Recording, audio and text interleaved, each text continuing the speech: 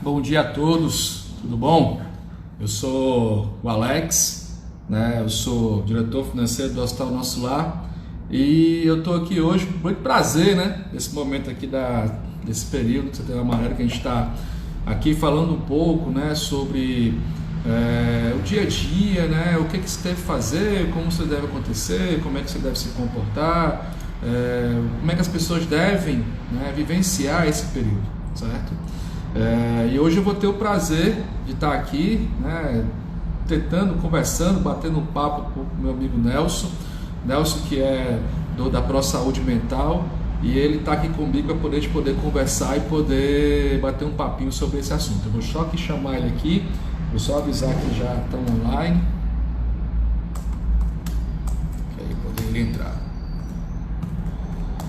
Nosso lar já há 2 anos que ele vem atuando de forma a falar sobre esse tema, discutir esse tema, a contribuir, né, com a sociedade com esse tema.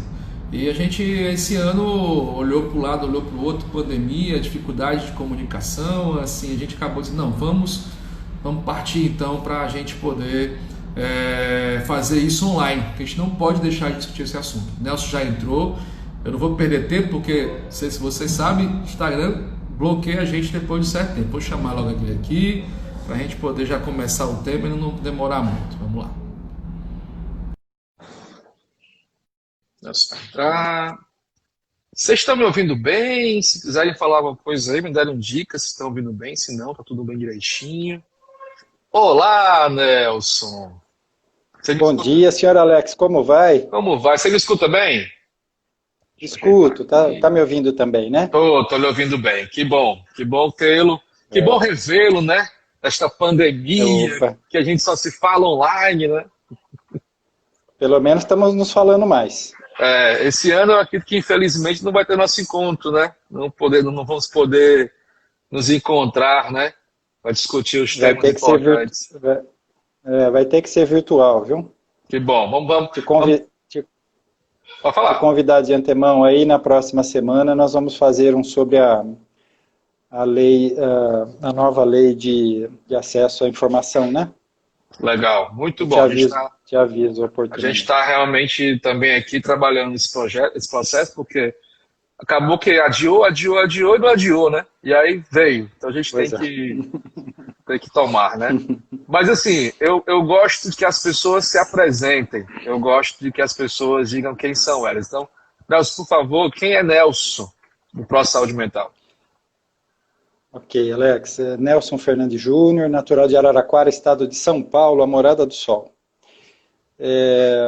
Tenho formação na área de gestão, com uma tendência boa assim, para o lado das pessoas, Legal. e faço aí, às vezes, de diretor operacional da Pro Saúde Mental.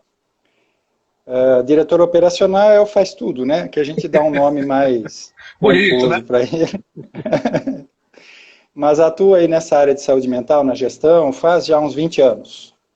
E temos tido aí uma experiência bacana, enriquecedora, aprendido bastante com isso aí. Muito nos orgulha estar nesse meio aí, levantando essa bandeira, né, do hospital especializado em psiquiatria e do trabalho que ele tem junto à sociedade. É isso mesmo. A gente tem levantado isso, a Pro Saúde Mental tem feito um grande trabalho, né? A gente tem acompanhado esse trabalho desde o começo, lá em 2018, não é isso, Nelson? A gente teve o primeiro Bom, encontro, né?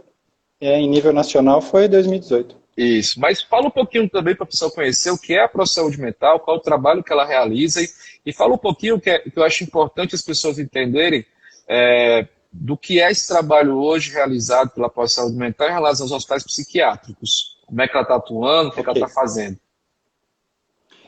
Nasceu em 2002 com a proposta de fomentar a melhoria da qualidade de vida das pessoas com transtorno mental por meio, vamos dizer, da atualização, do upgrade aí dos hospitais, né?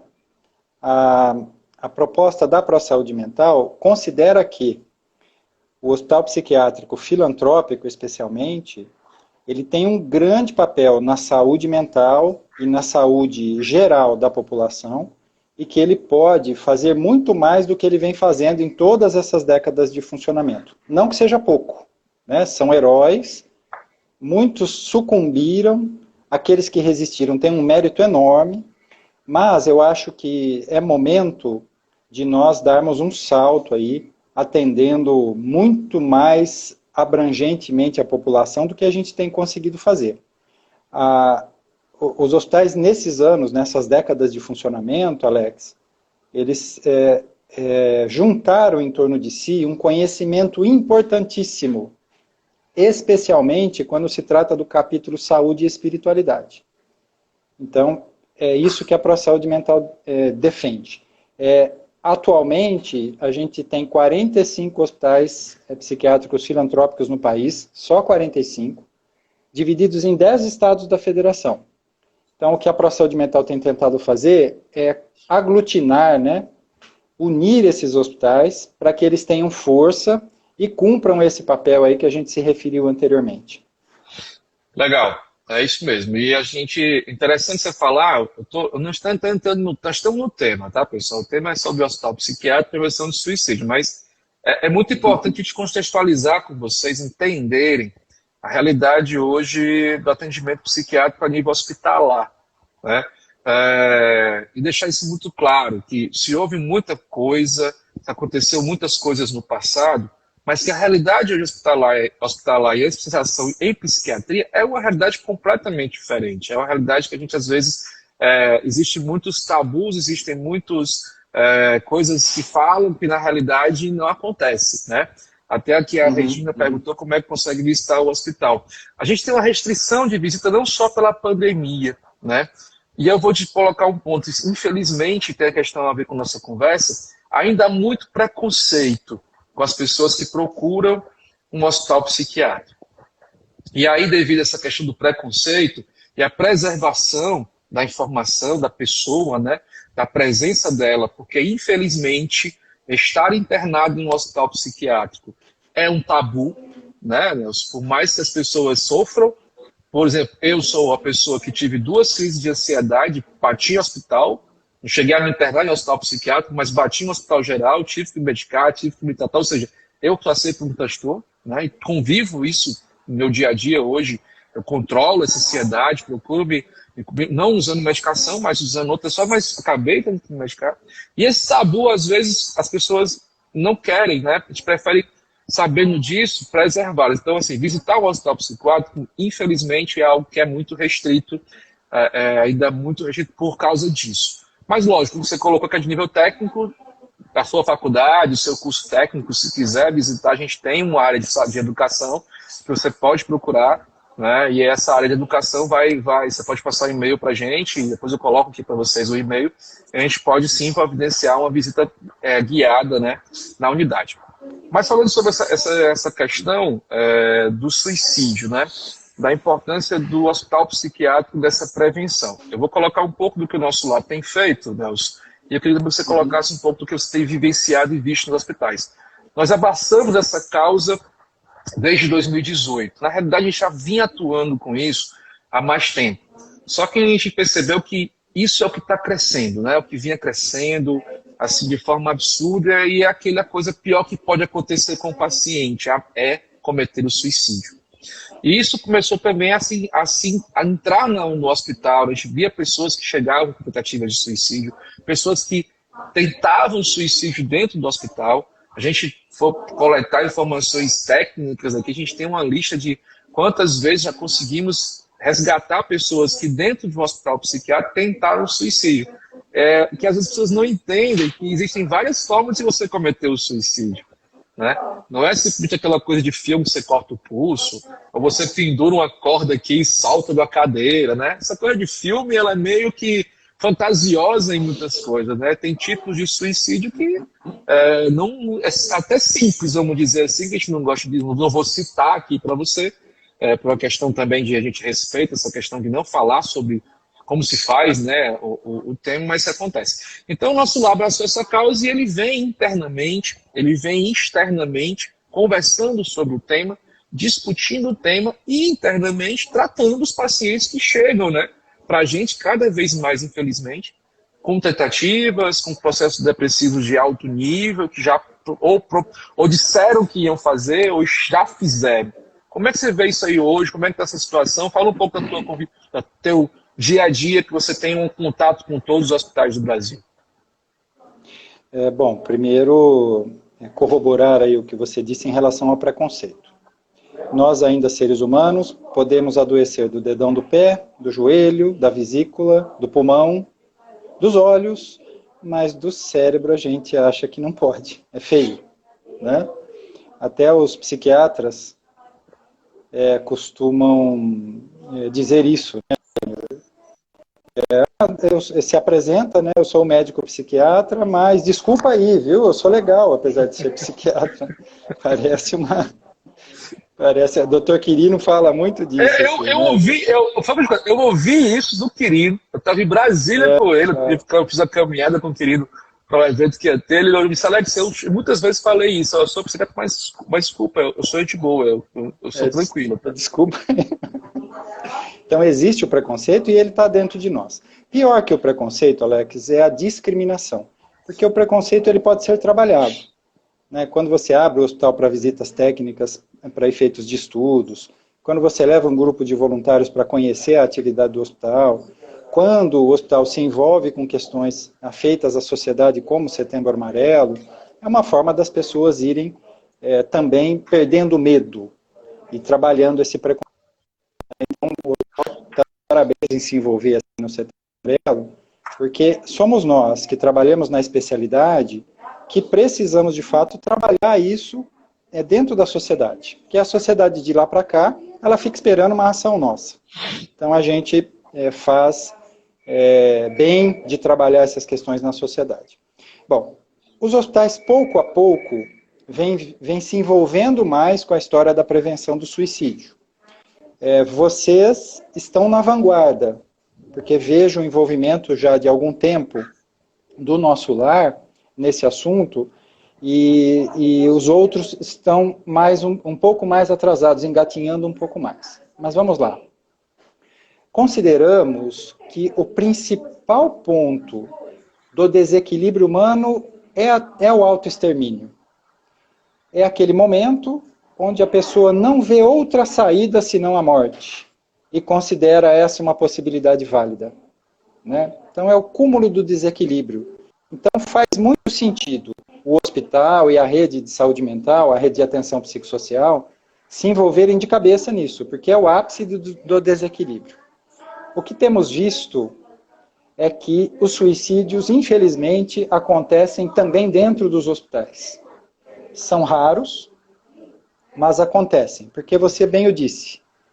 Quando a pessoa já elaborou o plano de autoextermínio como uma meta para a vida dela, ela vai encontrar os meios. E não adianta a gente querer romantizar, Alex, é um sofrimento enorme. A pessoa fica totalmente entregue a esta ideia obsedinte, né, de autoextermínio, e mesmo a atuação especializada, uso de medicação, muitas vezes não é capaz de demover a pessoa dessa ideia. Então, qual que é o remédio? É a prevenção. Né? De fato, se nós falarmos do assunto sem romance, né, nós estamos falando um nível altíssimo de sofrimento para as pessoas. Então, se nós abordarmos o assunto, muitas vezes, como faz o Centro de Valorização da Vida, só com uma escuta qualificada, uma escuta não dirigida, que é a estratégia do CVV, nós já estaremos fazendo um sem número de prevenções. Porque a ideia do suicídio não é construída do dia para a noite.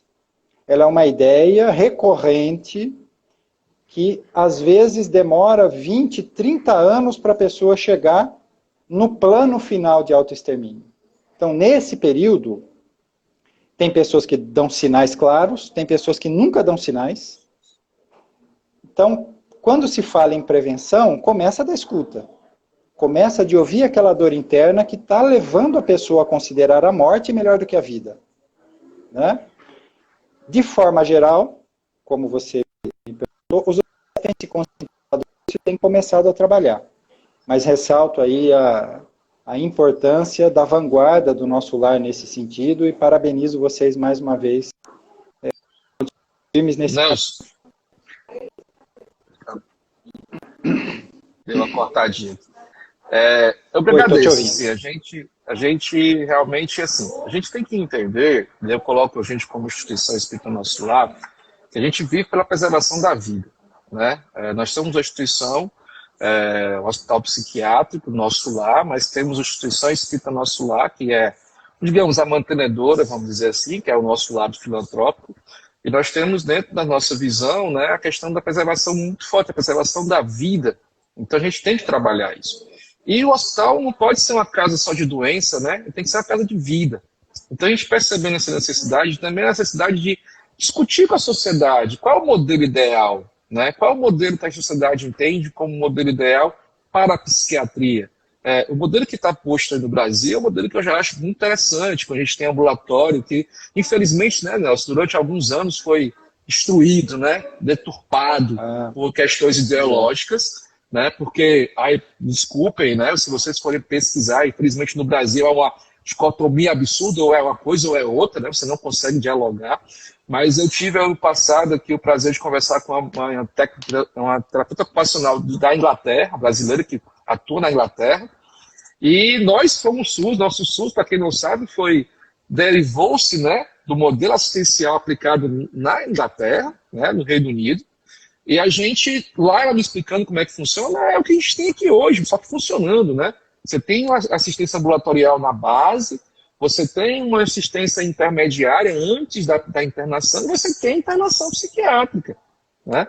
É como você falou, eu posso quebrar a perna e tenho que ir para o hospital de traumatologia, mas eu não posso adoecer da minha cabeça e procurar um hospital psiquiátrico. Não, tem que ir para o hospital geral. Então, assim, é uma coisa meio que... Mas a gente entende, se criou uma figura sobre esse tema. Então, o nosso lado decidiu o quê? Vamos discutir esse assunto? Vamos mostrar para a sociedade que realmente é um hospital psiquiátrico. A gente não quer, Nelson, que os pacientes estejam aqui internados. Eu acho que é muita loucura na cabeça da pessoa achar que o médico quer abrir uma pessoa doente, né? Seria contra a própria ética médica, né? Contra a própria história dele, né? Então, assim, a gente percebe que há essa questão de pensar que o hospital psiquiátrico, ele está aqui para colocar pessoas trancafiadas. E a gente está conversando sobre isso, a gente quer mostrar que não, a gente está aqui para tratar pessoas, para que elas sejam tratadas como um todo. Quando eu falo como um todo, eu coloco, aí você colocou a respeito da questão da espiritualidade, é parte importante, sim, do tratamento de qualquer pessoa, né? Isso tem que estar claro em relação a isso está sendo mais discutido hoje em dia. Mas, Nelson, como é que você vê essa realidade hoje? Como é que você vê essa questão hoje da atenção psiquiátrica, da estrutura? Porque você tem visto a realidade do Brasil inteiro, né? Eu vivo da minha realidade de Fortaleza. Então, eu queria saber como é que você vê isso a nível nacional, essa atenção a essas pessoas que estão gritando, né? Eu vinha hoje assistindo um vídeo falando que o Brasil já é depressivo há muito tempo. Né? Não é de hoje. Né? A depressão, na verdade, vem tirando nossa população do trabalho há muito tempo. Como é que você vê que está essa situação hoje no nível nacional? Que é como você colocou, é a prevenção para o fato final, que é o fato de tirar a vida. Né? É isso. Bom, primeiro é um momento de agravamento da situação psicoemocional da população. Né? O distanciamento social fora da nossa rotina, o uso de proteção individual fora da nossa rotina, ter que adaptar-se a meios de comunicação virtual também fora da nossa rotina, enfim. É uma geração de estresse permanente até uma adaptação mais definitiva. Então é natural que as pessoas adoeçam. Com relação à doença como, aliás, né, ansiedade, até depressão, é gerada naturalmente pelos conflitos familiares, os conflitos com a própria medo da morte, né, que são naturais desse período. A depressão, especialmente, havia uma previsão inicial de que em 2030 ela seria a principal causa de afastamento no mundo. Isso já acontece desde 2018, uma principal causa de afastamento de trabalho no mundo. Então, gravíssimo. Né? Não é necessário que a gente espere o indivíduo ficar ansioso, ter agorafobia, caminhe para uma depressão, tenha sintomas psicóticos para podermos prestar serviço para essa pessoa no nível hospitalar. Este atraso na vida dos hospitais, por questões econômicas, sociais, políticas, ideológicas que você citou, fez com que o hospital se afastasse um pouco da população e estes ficassem sem assistência adequada. O hospital pode ter hospital-dia hoje. O hospital pode operar ambulatórios hoje. O hospital pode ter, quem sabe, uma urgência psiquiátrica para os casos de observação diária, né, de casos mais graves, que não precisam de uma internação psiquiátrica tradicional, mas que precisam de uma atenção de 1 dia, 2 dias. Né? Então, acho que caminhamos para um futuro melhor nesse sentido. Agora, quando você fala da realidade Brasil, né? Alex, tem bons botecos e péssimos botecos. Tem bons parlamentares e péssimos parlamentares. Exato. Tem bons médicos e péssimos médicos. E tem bons hospitais e péssimos hospitais. Felizmente, os péssimos hospitais, a grande maioria já encerrou suas atividades. Esse período de crise foi um divisor de águas. Quem tinha propósito e quem estava na atividade para servir a sociedade e não simplesmente para ter lucro ou ganhar dinheiro com isso, caiu fora. Porque, de fato, a crise fez uma filtragem natural. Então, hoje, eu citei os 45 hospitais existentes no Brasil, filantrópicos, podemos dizer que estão num nível de humanização bom, um nível de segurança razoável, e estão preocupados em melhorar a sua assistência, seja na abertura de serviços novos, ampliando o seu rol de atuação junto à população, seja na melhoria das suas estruturas, na qualificação das suas equipes, para prestar um bom atendimento especializado, porque não existe rede de saúde mental se não tiver uma atenção hospitalar especializada.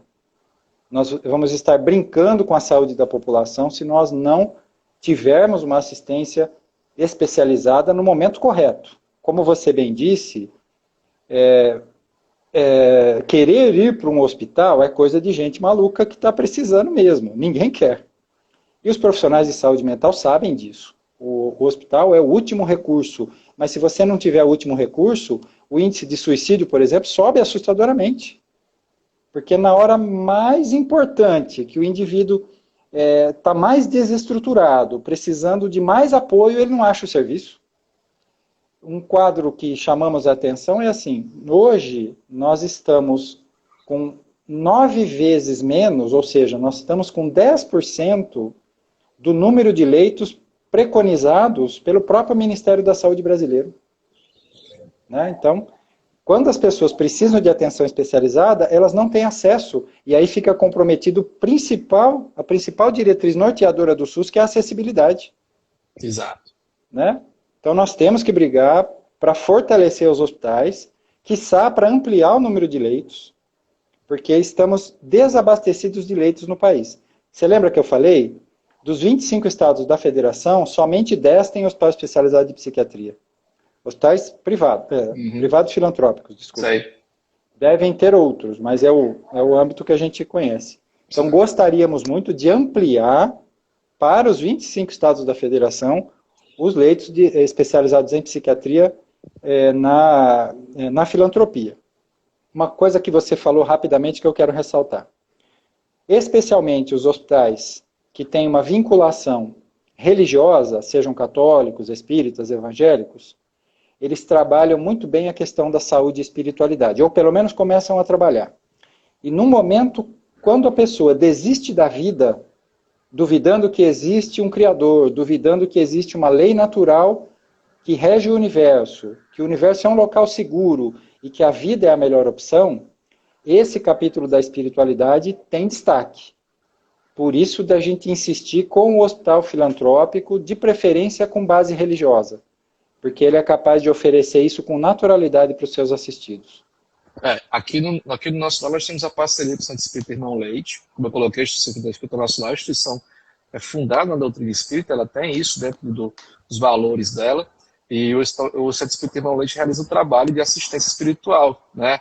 Ai, Alex, é obrigado a fazer? Não, pessoal, vou só deixar isso muito claro. Eu sou católico, vamos lá, eu, Alex, sou católico apostólico romano, trabalho há 13 anos no Hospital Espírita Nosso Lar. São coisas completamente diferentes. A assistência espiritual é para quem quer a assistência espiritual. Ela não é obrigatória. Ela é para quem quer. Quem quiser, nós cedemos, nós temos o Centro Espírita Irmão Leite que fornece essa assistência espiritual. Então, você pode deixar logo tranquilizar as pessoas e entenderem que não é uma coisa obrigatória, que você não vai chegar aqui. Não, tá? Nós somos um hospital psiquiátrico, nós estamos na área da medicina, da saúde, da psiquiatria, mas entendemos que essa parte é extremamente importante para que a pessoa possa se desenvolver e retornar à família. Deu uma travadinha aqui no Nelson, está só rodando aqui, eu acho que parou. Enquanto o Nelson volta aqui, eu vou pegar a colocação aqui da Nádia, que foi uma colocação bem interessante, pessoal. Em relação aqui, Nelson, está uma travadinha, mas a Nádia colocou o seguinte: acolhemos diariamente pessoas em sofrimento mental porque os outros equipamentos não dão conta dessa realidade. É a mesma coisa que vocês entendam que acontece em outras áreas também. Acontecia muito em Fortaleza que os hospitais gerais, como o JF, que é o hospital que nós temos aqui, que é uma referência na área de SUS, era lotado porque vinha demandas e mais demandas e mais demandas do interior do estado, que não tinha atenção lá para fazer tratamento hospitalar e acabava desembocando aonde? Um grande volume na capital. O governo passado conseguiu, realizou, construiu algumas unidades hospitalares gerais no interior e isso deu uma desafogada à capital, porque a pessoa não precisava mais deslocar só para a capital para encontrar um atendimento hospitalar. Isso é a mesma coisa. Por que é que acaba de um hospital psiquiátrico tendo uma demanda maior? Porque não tem os outros serviços, Nelson. E eu vou te dar um exemplo, dessa vez, uma questão muito realmente de não sei se a gente consegue entender. O próprio Nosso Lar, em 2011, ofereceu à Prefeitura de Fortaleza, à época, não essa gestão, a gestão na época, e eu não vou entrar aqui em questões políticas, a gestão que estava lá, não interessa quem era, e o gestor da época não aceitou um ambulatório de egressos gratuito que nós oferecemos. Então, em detrimento a uma possibilidade de eu Hospital Nosso Lar, entendendo que meu paciente, ao sair do hospital, se eu pudesse dar continuidade no tratamento dele por mais um tempo, porque eu sabia que lá fora não tinha como ele conseguir isso, eu evitaria uma coisa que é muito comum, Nelson, a reinternação. Verdade. Só que aí a prefeitura, à época, o gestor, à época, disse, não nos interessa esse tratamento. Eu disse, tá bom, ok. E aí a gente convive, porque nós temos um único ponto de atendimento psiquiátrico de emergência, vamos dizer assim, que é o Hospital de Messejana. Infelizmente, as unidades de saúde que atendem o paciente psiquiátrico são bem deficitárias de capacidade de atendimento.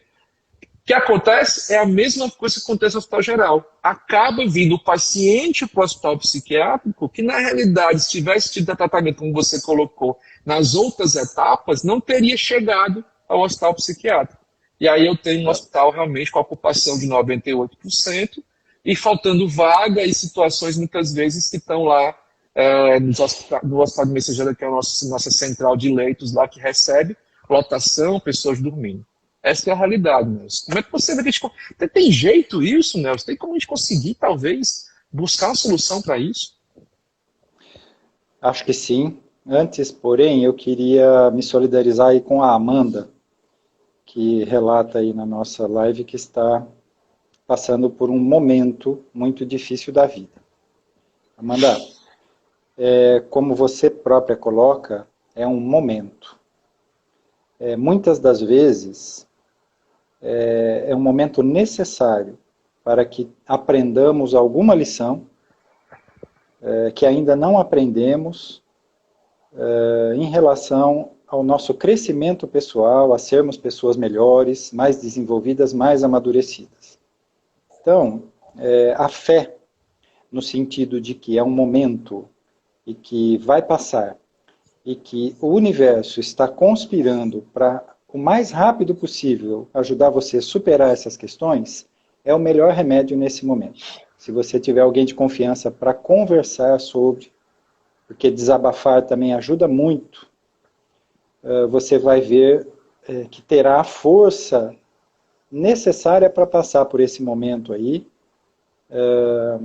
com ganhos no final, sendo um ser humano melhor no final, mais integral, mais amadurecido e mais sereno, né? Então, filhota, força e fé, porque a vida vai ao seu encontro para o seu benefício, viu? Sigamos em paz aí.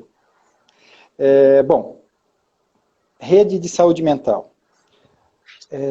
A rede de atenção psicossocial foi uma grande sacada do Ministério da Saúde da gestão 2011. Muito embora as pessoas que estavam no processo de gestão fossem contrárias à existência dos hospitais de psiquiatria, e a gente nunca concordou com eles, né? Mas precisamos na época reconhecer que a estruturação da rede de atenção psicossocial foi uma boa ideia. No entanto, vejam a data, lançada em 2011. Hoje nós estamos quase em 2021, 10 anos depois, e a rede ainda não se configurou. Nesse sentido, Alex, a gente apresentou um projeto em parceria com o Centro de Estudos da Faculdade de Medicina, aqui da Santa Casa de São Paulo, o CEALAG, para colaborar com o Ministério da Saúde no sentido de, vamos dizer, acelerar essa integração da rede de atenção psicossocial.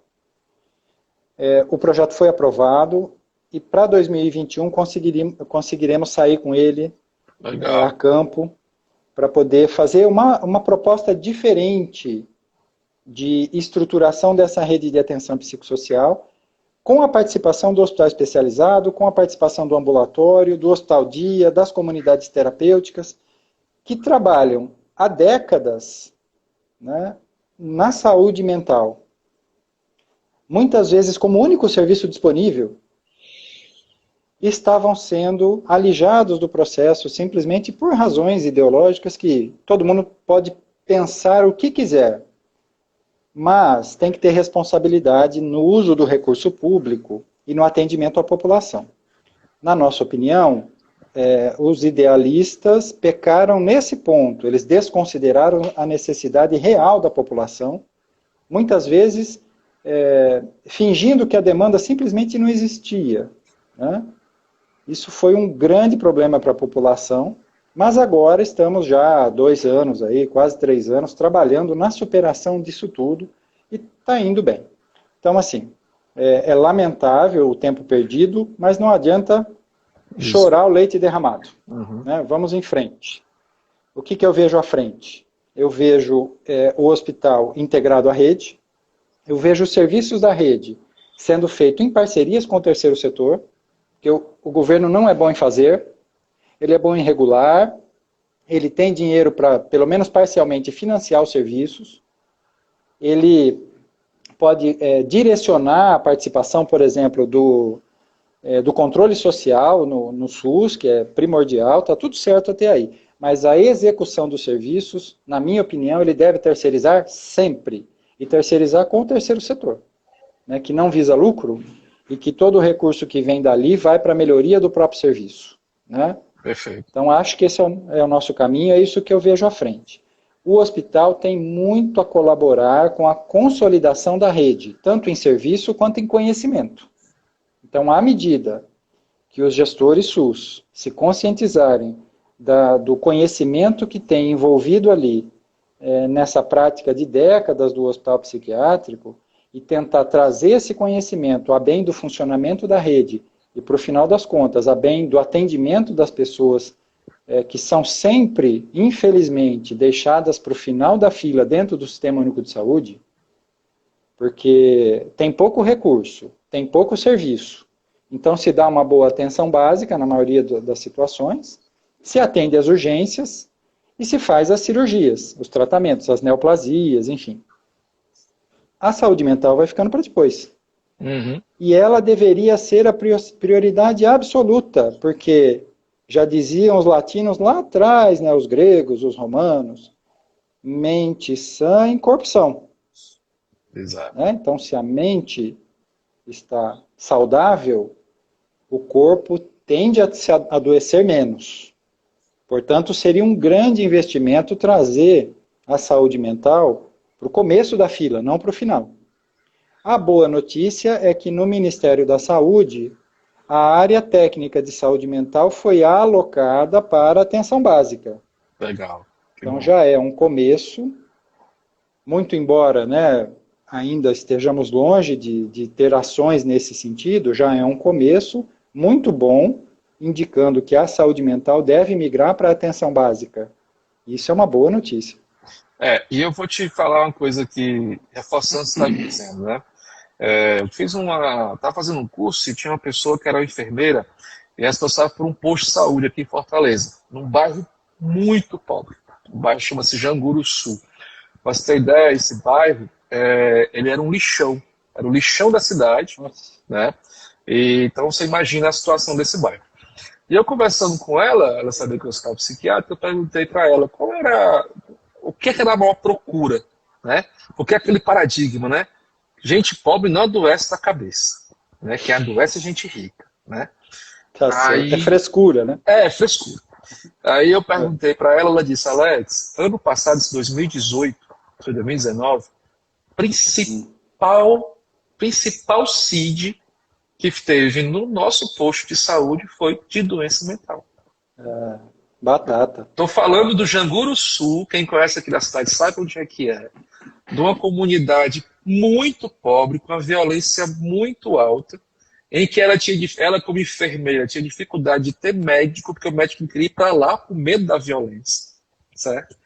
E as pessoas lá estavam adoecendo de saúde mental, entendeu? De saúde mental. E aí eu vou te puxar isso aqui, porque eu saio da pessoa que não tem a menor condição, mas que no mínimo, né, vamos dizer assim, bem ou mal, né, Nelson, tem alguma assistência, né, já definida.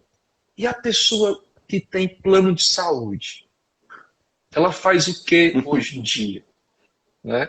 Porque eu tenho duas opções hoje no plano de saúde, em sua maioria. Ou eu procuro psiquiatra ou eu vou para o hospital. Cadê o resto? Cadê o restante? E aí, Nelson? Você ouviu alguma coisa sobre isso? Se tem algum debate que a ANS, que alguém pode vir e chegar para esses planos e dizer assim, pessoal, a gente precisa acordar, a pandemia veio, vai vir, tá vindo, eu tenho psicólogo, e a psicóloga disse, Alex, meu consultório está lotado, eu não consigo mais olhar para ninguém, que não seja claro, meu paciente. E aí, e os planos de saúde? Como é que vai ser isso? Porque a saúde pública, vamos dizer assim, bem ou mal, tem uma característica. Como é que você está vendo isso daí, Nelson? Infelizmente, ainda a rede particular de saúde está muito pautada no lucro. O paciente psiquiátrico, ou a pessoa em sofrimento psíquico, ou aquele que tem questões emocionais importantes para resolver, que estão interferindo na sua vida, são pacientes de médio e longo prazo, de atenção semanal, pelo menos, quando não diária. Isso acaba elevando o custo da conta dessa pessoa para o plano de saúde. E aí existe um lobby enorme, né, dentro das instâncias de governo, do Congresso, para que essa pauta da saúde mental avance a passos lentos. Alex, pelo menos é a visão que eu tenho. Né? O que eu tenho visto é isso. Então, infelizmente, a gente vai ter que bater um pouquinho com os parlamentares, em princípio, para quebrar esse lobby e para que também a atenção privada em saúde perceba que é um bom investimento cuidar da saúde mental dos seus usuários. Aí ele vai abrir a consulta não só para o psiquiatra, vai ampliar, vai abrir os consultórios dos psicólogos, Isso. dos terapeutas ocupacionais. Exatamente. Né, para que, especialmente esses, né, para que vai reconhecer, por exemplo, a especialidade de saúde mental dentro da enfermagem. Perfeito. Né, para que as pessoas tenham mais acesso e adoeçam menos das outras questões. A psicossomática é uma realidade, gente. Nós produzimos as nossas doenças. e produzimos a partir do nosso comportamento, dos nossos pensamentos, dos nossos sentimentos não trabalhados. Então, à medida que nós nos conscientizarmos que atenção e saúde mental é investimento, esse quadro tende a mudar. Enquanto não muda, eu vejo duas saídas aí. Primeiro, essas clínicas populares que têm surgido bastante. Né? As pessoas não estão mais tendo tanto acesso a planos de saúde, porque a renda caiu, os planos são caros, e as pessoas têm aderido àqueles cartões populares, ou às clínicas mesmo. Ali, eu vejo alguma possibilidade de começar a dar mais acesso à população em relação a esses profissionais.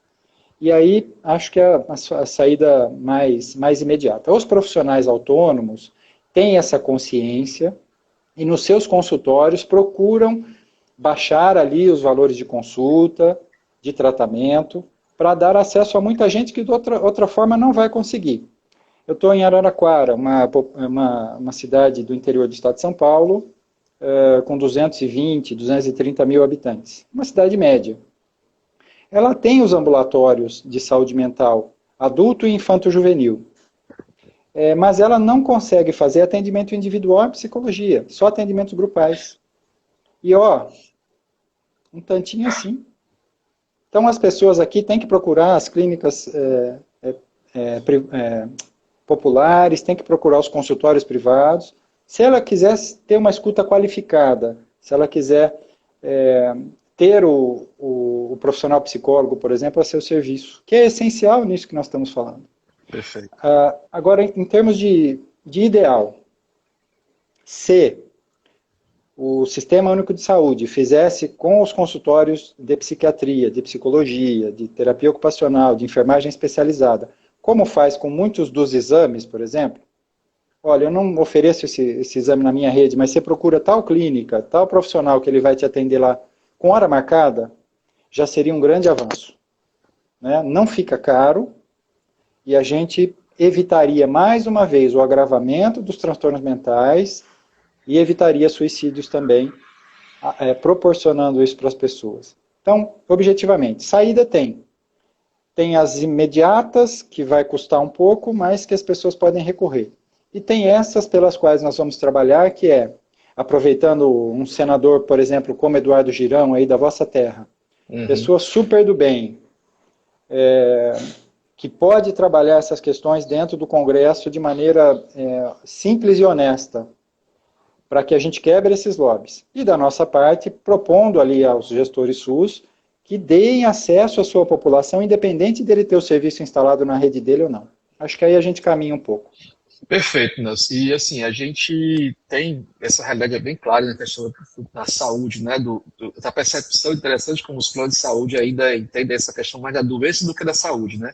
Visam mais tratar a doença do que tratar, essa discussão já é longa. Mas assim, o nosso lar, por exemplo, a gente está finalizando, né? Detalhes técnicos, mas a gente deverá, a partir da quarta-feira, provavelmente, ou amanhã ainda, se não quarta-feira, iniciar uma escuta qualificada, gratuita. Né? Uma coisa que a gente já fazia no presencial, a gente está levando para o online. Então, provavelmente, a partir da quarta-feira, se não me faltar mais nenhum problema técnico, tecnologia, às vezes a gente combina as coisas, ela não quer muito combinar com a gente. Então, a gente montou toda a estrutura de atendimento, a gente está com a equipe pronta, a gente vai oferecer isso, vocês vão poder entrar no site, vai disponibilizar o site, vai ter uma escuta, vai ter ali meia hora onde a pessoa poder conversar com um profissional de saúde, e ali esse profissional vai poder te encaminhar, te indicar o caminho que você deve seguir, a quem você deve procurar. E isso vai ser online. Isso vai ser online. E eu te pergunto, em relação à telemedicina, em relação à aderência da saúde mental, eu vou dizer a minha visão e você pode discordar de mim completamente. Eu entendo que a saúde mental talvez seja mais aderente na condição de você poder oferecer o serviço online para essas pessoas, de forma prática, em que eu possa ter um serviço de saúde, que eu possa ter o acesso a um psiquiatra, a um psicólogo, ao terapeuta. Eu não consigo imaginar tratamento de saúde mental sem essas três pessoas participando. Esses três fatores são fundamentais num processo de recuperação de um paciente que tem transtorno mental. E isso pode ser feito online. Como é que você vê isso? Como é que você vê se isso está evoluindo? Você vê se isso realmente que nos colocou agora a pandemia na obrigação de ser assim? Você acha que isso é aderente, isso vai evoluir, isso vai acontecer e que realmente nós aqui no Hospital do Nosso Lar estamos se preparando para isso? Isso vai acontecer? Isso vai virar rotina ou você acha que é uma coisa de momento? Ao contrário de discordar de você, concordo e bastante. Acho que ainda demora um pouquinho, mas há males que venha bem. A pandemia da Covid-19 deu um impulso nisso, né? Nós temos que pensar nisso agora forçosamente. É uma adaptação para o profissional estabelecer o rapport por meio de um meio eletrônico? Sim. Acho que sim. Talvez um desafio até. Mas é possível. Eu, no atendimento fraterno que faço a algumas pessoas, precisei me adaptar a isso. Claro que ali, frente a frente com a pessoa, é mais fácil você estabelecer esse canal de comunicação emocional com a pessoa. Mas no meio virtual, digital, desculpem, porque é real, né? Não é virtual, ele é real, só é digital. É possível também. E olha, economiza tempo, economiza deslocamento, amplia a possibilidade de atendimento e principalmente de acesso, né? Eu uso muito essa palavra hoje em dia, acessibilidade. Quanto que é possível você baratear um atendimento a nível de proporcionar como o Nosso Lar está fazendo, parabenizando ele novamente, né? Acesso gratuito a essa escuta qualificada, né? O quanto isso é importante. O Centro de Valorização da Vida, Alex, você sabe disso, desde a década de 1950, ele faz, 1960, perdão, ele faz os atendimentos ao telefone, né? É uma maneira digital também de fazer. Antes era analógico, hoje é digital. O CVV hoje tem o CVV Comunidade, que também atende por chat, né? Que também proporciona às pessoas ligadas às redes um atendimento eficiente, uma escuta eficiente. O papel do CVV é escuta qualificada, escuta não diretiva, esse é o papel do CVV. E ele faz isso nos meios digitais há algum tempo. Então acho que veio para ficar. Se os hospitais psiquiátricos filantrópicos, a exemplo do Nosso Lar, abraçarem isso e estiverem dispostos a desenvolver isso como um desbravador desse campo, eu acho que é mais uma grande contribuição que ele vai poder prestar para a comunidade. E não subjulguemos a capacidade das pessoas de se conectar ou de entender os meios digitais. Sim. Eu sou um exemplo vivo, né, Alex? Você me perguntou agora, 10 para as 10, se eu já havia feito alguma live pelo Instagram. Eu disse que não, mas acho que eu fui um aluno eficiente, assim, né? Em 3 orientações que você me deu, estamos aqui conversando. Excelente, já são 48 minutos, só para você ter ideia, já se passaram, né? Que legal, você olha. Nelson, assim, você falou uma coisa no começo lá a respeito da percepção do que é que a gente faz, né? O Nosso Lar, ele trata pessoas, ele cuida de pessoas. O Nosso Lar não existe para ganhar dinheiro. Alex, mas tem que ter dinheiro. Sim, lógico. A gente também não é maluco, a gente precisa ter financeiramente estável para poder prestar o serviço. Mas o nosso foco não é o retorno financeiro para a distribuição de lucro, para ter uma pessoa, um dono que está ali pensando só nos acionistas. Nosso foco é realmente redistribuir esse recurso que a gente ganha. A gente tem que ganhar bem, a gente tem que ter bom recurso para poder fazer o trabalho que a gente faz. Então esse foco, a gente está tanto pensando que a gente pode contribuir. Eu sinceramente, eu conheço várias plataformas hoje em dia que fazem a parte de psicologia, e eu acho que é muito aderente. Imagina, a dificuldade de uma pessoa que mora no interior do Ceará, eu vou colocar a minha cidade, Santa Quitéria, certo? Cidade dos meus pais, na verdade eu não nasci lá, mas eu falo que é a cidade da gente lá. 50 mil habitantes. A dificuldade que uma pessoa nessa cidade tem para conseguir ter um tratamento psicológico é absurdo. É absurdo. entendeu? E às vezes o SUS, ele poderia, de forma muito simples, disponibilizar um portal, um atendimento SUS online, certo? Com pessoas, com psicólogos, né? Com psiquiatras. Eu sei que a psiquiatria é um pouco mais difícil, porque está a questão da consulta receita, mas a psicologia é muito fácil, né? Uma porta de entrada que a pessoa, qualquer canto do país, com um telefone celular, poderia ser atendido. E aí o que o CVV faz, o SUS faria de forma simples. Pelo menos aquela primeira escuta, aquele primeiro atendimento a pessoa teria, né? Como você faz, rompe barreiras, quebra tudo isso, e você... o rapport pode ser que não seja o mesmo, demora um pouco mais, mas dá para fazer. Dá para fazer. Nossa, meu amigo, a gente conversou muito, pessoal, a gente colocou o assunto suicídio, tá? Mas assim, por que a gente partiu muito para essa questão de estrutura? Porque nós não queremos que o paciente chegue no hospital. Alex, está ficando doido? Não estou ficando doido, não. A gente realmente, a gente não tem o menor interesse em ver pessoas como a gente convive aqui no dia a dia, nas situações que são colocadas no hospital e saindo da sua vida. A gente não tem interesse em relação a ele, a gente está aqui para tratar. Se precisar, eu estou aqui, a gente vai tratar da melhor forma possível, tentar devolver ele para o seu familiar o mais rápido possível. Então, para a gente, pessoal, eu vou explicar, o hospital psiquiátrico é que a rede funcione. Porque o hospital psiquiátrico é que esteja pessoas aqui que realmente estão necessitando muito, e que aquelas que não precisam estarem aqui, que podem ser tratadas antes de chegar aqui, possam ser tratadas e que evitem chegar aqui. Porque a gente se depara todo dia, eu não sou da assistência, mas eu escuto isso todo dia, pessoas que poderiam ter evitado a internação se tivesse tido um mínimo de atendimento na estrutura que tem lá fora. E aí, quando as pessoas chegam aqui, às vezes, meus amigos, em situações realmente muito difíceis, e quem, como colocou o meu amigo Nelson, com essa ideação já muito consolidada na cabeça dela, ela se interna, ela volta para casa, ela tenta de novo, ela se interna de novo, porque depois que isso se instala, né, Nelson, para você conseguir, para você tratar isso, não é um dia, não é um remédio, não é uma semana, não é um bate-papo, demora, é longo. Não é isso, Nelson? Então, amigo, eu queria te agradecer muito esse bate-papo, deixar esses últimos minutos para você poder fazer o seu fechamento aí, que você imagina, dar seu recado. Né? O nosso lar está muito feliz de contar com você.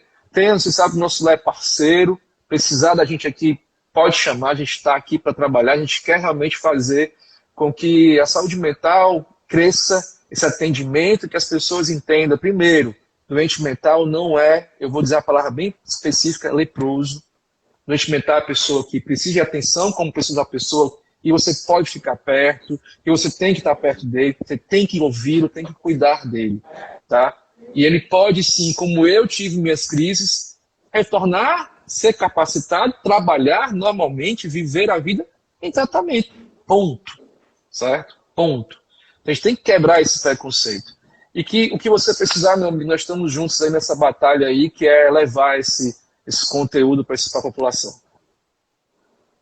Alex, acho que vamos no mesmo caminho que você foi, acrescentando um detalhe. Nós, seres humanos que temos acesso a essa informação, que informação? De que existe um mundo psicoemocional, de que este mundo psicoemocional, se bem trabalhado, ele nos coloca avante, com equilíbrio, no caminho da saúde. Se nós desprezarmos o mundo psicoemocional, ou não trabalharmos ele na medida que ele necessita, a nossa vida não avança, as outras doenças aparecem, e a vida deixa de valer a pena. Né? Muitos de nós não tentamos o ato extremo do extermínio da vida, mas muitos de nós somos suicidas indiretos, nos entregando ao álcool, às drogas, abandonando a vida, simplesmente entregues ao sabor dela. Né? A vida nos leva, em vez de nós levarmos a ela. Então, esse conhecimento que nós temos dentro da saúde mental, da atenção em saúde mental, nós temos obrigação de levar às outras pessoas. Se juntarmos esse conhecimento ao que a ciência vem trabalhando no capítulo da espiritualidade, nós vamos estar prestando um grande serviço à população. Então, quando falamos do hospital psiquiátrico integrado à rede, nós estamos falando da assistência que ele pode prestar, sim, que é necessária, mas também nós estamos falando do grande conhecimento que ele pode compartilhar. Porque nós, nos hospitais, lidamos com os casos mais complexos, aqueles onde a doença já se instalou, aquele onde a pessoa já não tem mais controle de si própria, que precisa de uma intervenção mais profunda, mais longa. Isso gera um grande conhecimento para a equipe da assistência. E outra, um grande caminho para a saúde pública, Alex, é nós, cidadãos que temos mais condição, fazermos a ajuda mútua para aqueles que não a têm. Você teve a experiência da ansiedade, eu tive a experiência da depressão. Meu caro, eu vivi 40 anos da minha vida com a depressão sem saber que eu era depressivo. Olha aí. Trabalhando nesse meio, meu caro. Olha aí. Um belo dia, com assistência psiquiátrica, com assistência psicológica, eu consegui acordar e ver que o mundo estava mais brilhante. Aí eu fui entender o que era o estado depressivo quando eu saí dele. Você vê, né? Então, isso é um conhecimento que a gente adquire, que precisa ser compartilhado. Né? Não é possível que nós, seres humanos, hoje que vivemos em média 75 anos, o que é pouco, né? Nós teríamos condição de, em equilíbrio, ir a 120 anos. Sim. Com essa nossa estrutura corporal. Que nós não cheguemos, pelo menos após os 50 anos de idade, mais conscientes do que é o ser, do que significa a dor e o aprendizado na nossa vida. E esses assuntos, eles podem ser difundidos mutuamente, né? Mas, sem dúvida nenhuma, nós, que trabalhamos na área, especialmente nos hospitais, temos uma grande responsabilidade nesse sentido. Então, superemos as dificuldades econômicas, melhoremos a nossa estrutura, combatamos o preconceito, porque temos um grande papel a cumprir ainda diante da sociedade, no atendimento e principalmente na difusão desse conhecimento de que é possível ser feliz. E parafraseando o nosso amigo André Trigueiro, que fala com muita propriedade sobre o suicídio, e publicou recentemente, recentemente há uns 3 anos atrás, um livro chamado Viver é a Melhor Opção. Então, parafraseando esse nosso irmão, eu queria dizer que tenhamos força para viver, porque viver ainda é a melhor opção. Obrigado pelo convite, viu, Alex? Grande abraço para vocês. Nelson, grande abraço, pessoal. Tchau, tchau. Obrigado aí mais uma vez, Nelson. Até a próxima aí, que já está na nossa lista aí, nosso Instagram, você vai ver quais são os próximos dias aí das lives, tá? Nelson, grande abraço. Muito obrigado. Obrigado, fica com Deus.